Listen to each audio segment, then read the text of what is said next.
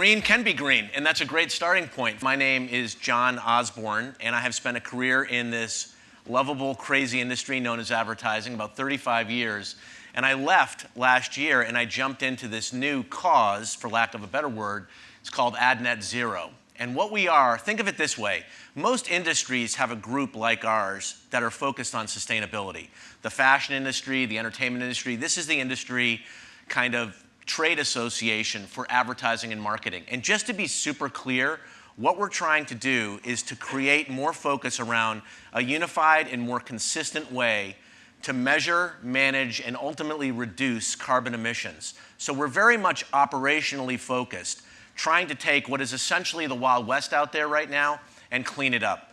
And we're doing it not only to get our own house in order from an advertising perspective, but we're also doing it because more and more advertisers want to measure their carbon emissions for a variety of reasons. Profit-based reasons and purpose-based reasons and everything in between.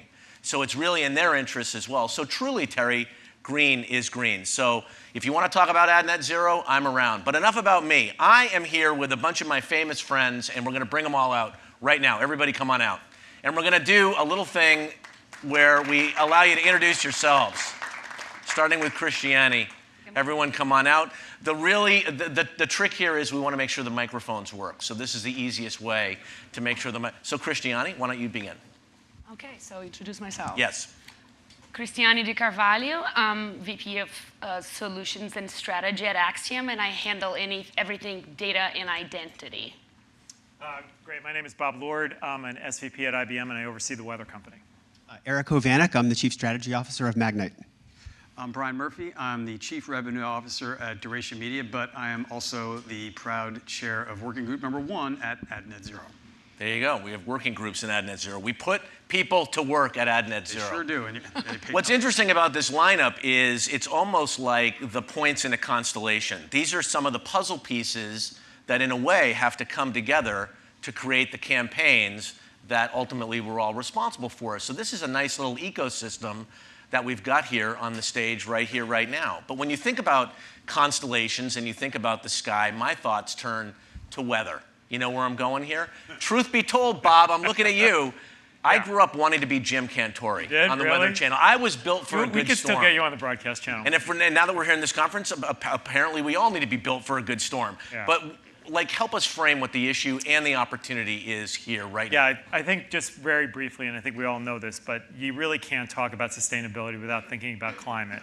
And then therefore, when you think about climate, you can't stop thinking about weather. And I think just in the last year, just from our meteorologists from the weather company and what we do, you have seen more severe storms, you've seen adverse weather that's happening, and what's coming up this next 3 years is only going to perpetuate that problem. We've had the hottest summers that we've ever had in our life. And this is not just a one-off. There's a pattern called El Nino. It's actually combining itself with warm weather or warm water out on the Pacific coast. So we're going to start to see a lot more erratic patterns around weather. And what this means is business is going to start to react very differently than it ever has before. So when we start talking about how can we actually change that, you get into the sustainability conversation and what we can do to actually help to start to reverse some of the things that are happening around climate. And that's really the foundation of what this panel's on. And I would think that as you look at the data really tells a story from your vantage point, yeah? Yeah, no, there's facts after facts after facts. So we have lots of deniers that are out there around climate change, but the reality is you can see businesses, insurance companies leaving certain regions of the country because the risk factors are too great for them to actually be in business. You can see consumer behavior changing. Buying patterns now in Texas is very different than it used to be based on what's happened with the weather patterns there, right? And that's increasingly important information for retailers.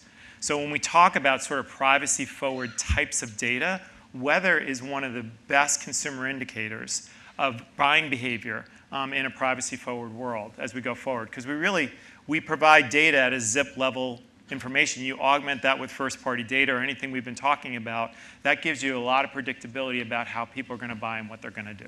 It's great. Now, a lot of talk about data. You can't talk about data without turning to you, Christiane. Yeah, what are we talking about? Acxiom, powerhouse in data. So how is data connected to carbon emissions and sustainability? So it's funny you ask because there is a lot of talk. I think the way we are seated here starts with data, Yep. and then right to the end here on the bid stream, there is a lot of metrics right there. But talking about Acxiom, we process a lot of third-party data, but we also help to build first-party data for advertisers, and there is a lot of data processing there. And we are in the process of measuring that, and how can we're investing heavily on R&D to make sure that the data is processed in a specific way that there is no waste. And I can give you some example. That a new product that we launched 3 weeks ago, where everybody talks about cloud, but oftentimes what happens is companies like Acxiom would download a lot of data. It can take hours or days, and there's lots of waste there. And then we apply all our processes, the hygiene, the identity processes.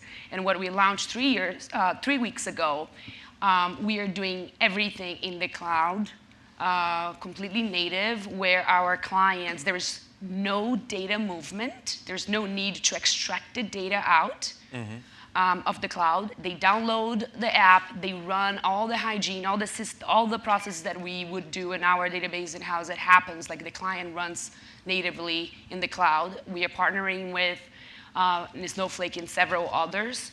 And there is no need for the client. So if they are trying to connect with another data set and the other data set is in the cloud, they're able to download the same thing, apply the identity, apply a persistent ID, and be able to connect the data without data movement. I've been working with IPG and you guys to get the proper metrics to see, because clients are asking, and it's... I was going to ask that. Clients are asking. Yeah, so this is funny, because I was with a client probably like 6 months ago, and that question was asked, and I was like, you know what? I don't have the numbers yet. Yeah. Then I had to go after the numbers that we're working on. Now, you just published, advertorial alert here, a new report, the Acxiom Sustainability Report. It came out today, yeah? It's coming out today, exactly. That's great. And there is the consumer trends, the number 5 is all around sustainability. And one of the key metrics is like 44% of the consumers there, they would pay more, spend more if they know it's sustainable. And 47% of the consumers who think the company has anything that it's not sustainable, they won't do business with. But it's interesting because I've been asked when I'm in conversations with clients, and they really care. In Europe, it's already a law. Now, so obviously advertisers are caring more and more about data and counting carbon emissions. Are you guys finding, I'm just going to open it up, just go a little bit off course here. Are you all in your businesses feeling that as well? How are you incorporating calculating carbon emissions into your business? Maybe Erik, I'll go to you, and then Brian, and then we'll get back on track. Yeah, no, and look, I know we want to get to Brian here, who's batting cleanup. We'll never get to Brian. Solutions. We're never getting to Brian. But I'm going to take 2 minutes to I think it'd be useful to understand a little bit of the context of why we're in the situation we're in, right? So if you sit down with an advertiser and you say, hey, how many partners do you have in your header bidding stack? Let's just say if it's a display advertiser. They'll say a dozen. And the only thing better than a dozen would be 13 or 14 or 15. Anyone know why? Revenue. It works. It works. And we're not going to get into all the reasons why. There are some technical reasons, some other reasons why. But if you are a publisher and you have 1 partner, 2 partners, 3 partners, the more you amplify those bids, the more you bid jam, the more you pick your term, whatever you want to do, the more money you are going to make. And we have some situations where with server-side header bidding, there's no latency. It's quote-unquote free. So you have a little bit of a free rider problem if you want to think about it in terms of economics. But there is nothing preventing each ad request from being amplified 100-fold, something like that, 150-fold. You can talk to different people and get different answers to it. It creates a huge problem. It's a huge problem for DSPs because it's a cost of all this QPS coming in. It's a huge problem for SSPs because of all the ad requests coming in, all the duplication. And ultimately, we have to find solutions that are going to work for people, and as Terry pointed out, that are going to actually make people more money, not less money. Yeah. Right? So that's the setup to how we got here. That said, efforts in the industry around SPO have been going on for a couple of years, and they're starting to get some traction. I know what Brian's going to talk about is really exciting as opportunities to basically use the power of capitalism, right? And use the carrot and a little bit of a stick, but mostly the carrot to create the right incentives. And I think there'll be a huge benefit when we do that. And so that's the... Thank you, Erik. Yeah. So I'm going to add on a few things because there's some data points that I think we've been talking about as an industry that we should all really wrap our heads around. The first is that the digital economy. If you take the internet and everything that is encompassing within the internet that goes from streaming to email and certainly digital marketing and advertising, the studies show that it's about 3.7% of global greenhouse gas emissions. That might seem like a small number, but it's actually a huge number. It's about the same as the commercial aviation industry. So if you start to think from that standpoint, why are we talking about this? Why is this intersection between advertising, marketing technology, and sustainability so important? That's the place to start. The next place to start is that we're all in the business of serving the needs of our customers. And for many of us in the room, our customers are the world's leading brands. For those of you not familiar with the Science Based Targets Initiative, it is a nonprofit organization that is a partnership between the World Resources Institute, the UN Global Compact, and the WWF. And they are basically the organization that you go to when you're a company that wants to validate your science-based reduction target. That means that you are a company that says, I'm making a pledge to reduce our scope 1, 2, and 3 emissions by a certain amount by a certain year. And right now, about 70% of the biggest brands in the world, the biggest ad spending brands, if you look at the top 25 biggest spending brands in the world, 17 of them have set a science-based target. That tells us that our clients are taking this seriously, which means we need to be taking it seriously too. So now we go right down to where we at Duration Media look at the problem. We have to be taking responsibility for our contribution to the programmatic ecosystem. And what we do at Duration Media is we look for data waste. And I think we can all agree that if you work in programmatic, you know that there's no shortage of places to find waste. Erik spoke to some of it. We look at 3 things: bid requests, cookie syncs, and non-viewable ads. And Duration Media's technology is designed to really understand and quantify those metrics and figure out ways to reduce them in a way that increases advertiser value, increases revenue opportunities for publishers, but all of that wrapped up in the bigger mission of trying to reduce emissions. So real quick, I'll say this: 135 bid requests on average just to serve up a single ad impression. That is the number that we focus on, and we've got a technology that allows us to help publishers create new incremental ad impressions without the additional bid requests, so you can create efficiency for advertisers, but the overall reduction in emissions is in the 30 to 40% range, which really starts to get into meeting the demands of more of these brands that are saying, show me your green media solutions. That's what we're in the process of building and rolling out to our customers. It's tricky because what I'm hearing here is like this complex asset management kind of framework philosophy that's going on. And there's friction between the demand side and the supply side. There's friction between profit and purpose. But sometimes in those moments of friction comes a spark, an idea, an innovation, an opportunity as well. So how are you viewing it, as problem or opportunity more, Erik? Strong bias towards opportunity. Great. Right. So think about... I was hoping you'd say that, by the way. Think about it. I was a little slow on the uptake there, but I thought that was the right answer. But think about like EV cars. Everybody talks about, the first Teslas cost $80,000, $90,000. And once you get to this tipping point where it's more economical for a typical consumer to buy an EV versus a gas-powered car, you start to see wider spread adoption. And I'm hoping that some of the work that's going on here leads us towards that tipping point in ad tech. Because I think you can only get so far with asking people to get behind the mission. You can only get so far with naming and shaming. But ultimately, you build the flywheel with capitalism. I'm for capitalism. Yeah. Anyone for capitalism? Yeah. If you're here at the Rosewood in Palo Alto at a LUMA event, You're for capitalism. You're probably for capitalism. John, look, I think the most important thing to do in this conversation is it's all good for purpose. Yeah. But we all have to land on what is the value that comes from everyone who's in the ecosystem. So what's the value for the publisher? What's the value for the brand? What's the value for the agency? And we have to articulate it in that mode. And oh, by the way, yes, we're going to reduce our carbon emissions, right? But all we're really talking about is efficiency, right? We're talking about being smarter with the dollars that we have and spending it much more efficiently. We've been talking about this for decades. Now is a time where we have to do it. So even if the brands are asking you for sustainability reports and mechanisms, they're asking you the wrong question in my mind, right? What they should be asking is, for the $100 I'm giving you, how are you going to be much more efficient for me? And then the rest of it falls out. Yeah. And I think that's really Right. the tricky situation we're in, because they want a sustainability metric when reality is really what they want us to do is be much more efficient. Start why being are we- good for sorry, you go, business, Christiane. right? What- Start being good for business. But Yes. it's also good for the environment Correct. as well. And then that was the entire purpose. Is we were trying to put all the data in the cloud to be more efficient. Like now, there's no privacy needs. The contract now from 60 pages now to 2 pages is much more efficient. I can get something up and running. But in the end of the day, yes, we are saving a lot. Yeah, No. but I think if we start there and have the conversation there and said, oh, by the way, yes, Right. it's a sustainability effort, we win. If we start with sustainability, it's very hard to get people on board as you go through the process. And you think that's why we're not moving faster? That's what I think. I mean, I think if we were go, where's a brand out here? Who's the brand out here? Christy, your closest brand. Is she here anymore? My point is, if we could say to her, we'd be much more efficient for you with the dollar you're spending with us, and this is the process we're putting in place, she'd be all in.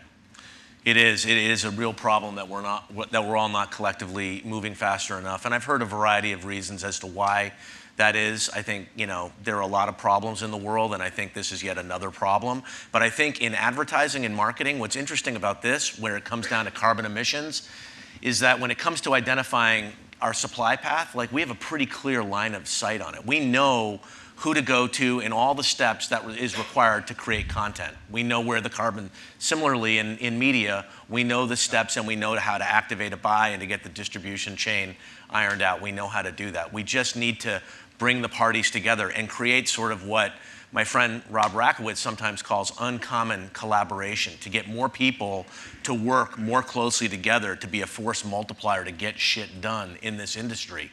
We need more of it.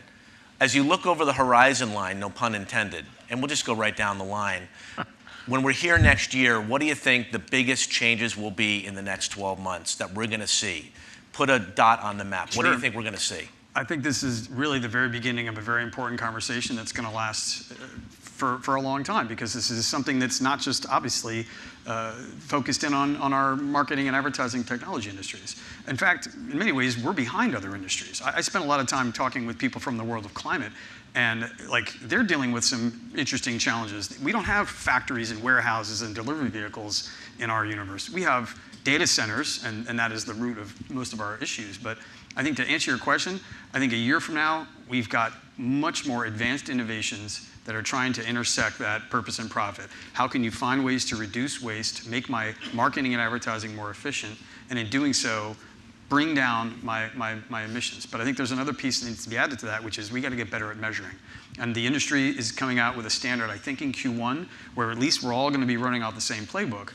And that'll just make it easier for buyers to know that when one of their media partners says they reduced emissions by a certain amount, that they can believe them. And the last thing I'll say on this is that at Duration Media, we take this stuff really seriously. And we believe that if you're out there selling green media products or measuring emissions from media, you got to have a real climate action plan in place. We've just finished our recent greenhouse gas emissions inventory. It's in the process of being verified by a third party. A year from now, I want to see a lot more ad tech companies doing the same thing. Great. Erik?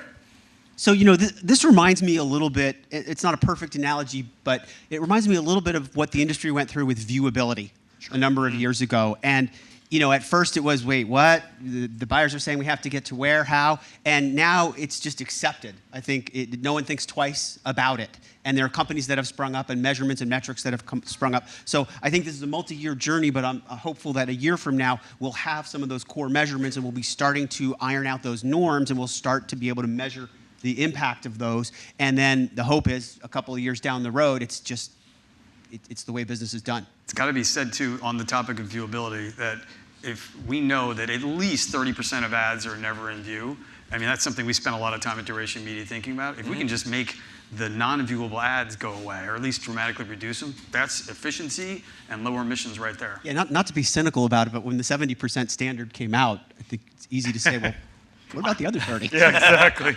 Okay. Christiane? You know I'll what? come back to you, Bob. Okay, so in conversations about sustainability with friend Chow, and I need to quote him because it's the way as we were discussing, he said this movement is really similar to the farm to table movement, right? It's something that it's good for the environment, but it's also good for your body. So that's what I see this going through. Like as you start reading the metrics, the measurements, you start understanding that it's we can make a big difference if we are more efficient in offsetting the carbon footprint. Love it. Bob? I actually see an AI agent being out there. Well, no, seriously, like think about we got the measurement system down. Sure. Why wouldn't we just employ an AI agent to help us figure this stuff out? I mean, I think the technology is going to get that, it's going to evolve that quickly that I think there's going to be somebody out there that's going to help us do that.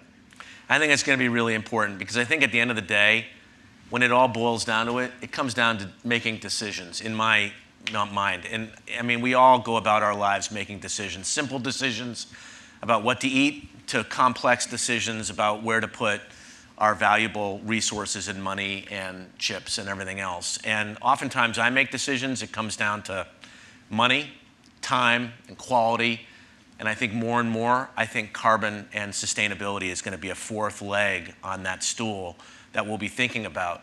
And I'm, not to get on a stump or anything, but I'm sick and tired about debating as to who's doing more to pollute the environment versus someone else. And no, you're wasting your time talking about a flea on the back of a gnat on the back of a donkey. It's like, if it doesn't matter. If nobody gets a hall pass on this, in my estimation. Everybody can do a little something. And if everybody did a little something, and it's all within our own power, the result would be significant. It would be significant. It would be a giant leap forward versus where we are. And I look out at this room of the movers and shakers of this industry from all different sides of it, and it is within reach. I really do believe it. So enough with the gloom and doom. I'm an optimist, not a hopeless optimist, but I think it is within reach, Bob, just to pull on that thread a little bit more. So I come back to the power of we, the collective, and let's get this shit done once and for all. And if you're unsure about the role that you can play in it, I invite you to talk not only to me, but anybody on this stage, all of whom are on the front lines of making a real difference because it matters. And yeah, green is green. So thanks very much for your time. Thanks for the panelists. Let's get going.